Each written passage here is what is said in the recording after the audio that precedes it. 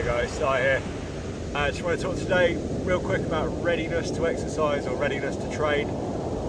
Basically this is probably referred to as our body battery or our current sort of energy levels.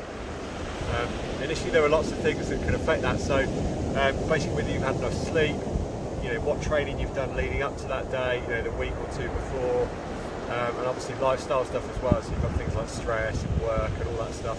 Basically we've got to consider that all this stuff has an effect, and that we're not machines. We just can't we can't be on the go the whole time. So there are a few ways of tracking this. My favourite is using heart rate variability. So if you've not used that before, HRV, you can get apps for the phone and things like that, and you can basically monitor not just your heartbeats but the rhythm and the patterns in between the beats, which is basically an indicator to what your entire nervous system is doing at any given time. So we've all had those days where you feel amazing or you feel absolutely wrecked, and generally underneath the surface, the nervous system will show the same. And the other one is basically how you feel, really simple, basically how you feel in the first 10 minutes of the day. So when you first wake up, how you feel in the first 10 minutes does tend to be a good indicator, unless you're a shocking morning person, in which case it may not.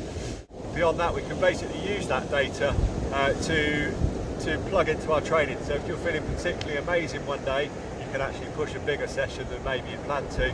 And equally, sometimes if you're feeling absolutely wrecked, it's good to take a day off. Basically, you're not going to get fit from it. If anything, you'll just batter your immune system and tire yourself out anyway. So one last element to consider is it does depend on the type of person you are. So if you're particularly motivated and sort of driven for training, it's particularly good to use this.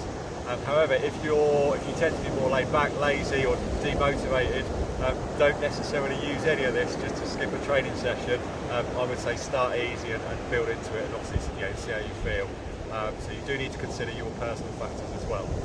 For the lucky individuals who take part in our online coaching programs, this is what you get on the app before the workouts. It basically gives you a readiness score, and it's based on how your sleep was, how your mood was, any soreness from exercise and that sort of thing.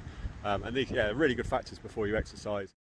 I hope that makes sense. It's quite a simple thing that we can sort of plug into our training every day. It's probably something a lot of us don't do enough, so it's good to sort of basically listen to the body and plug that into our training and our week. So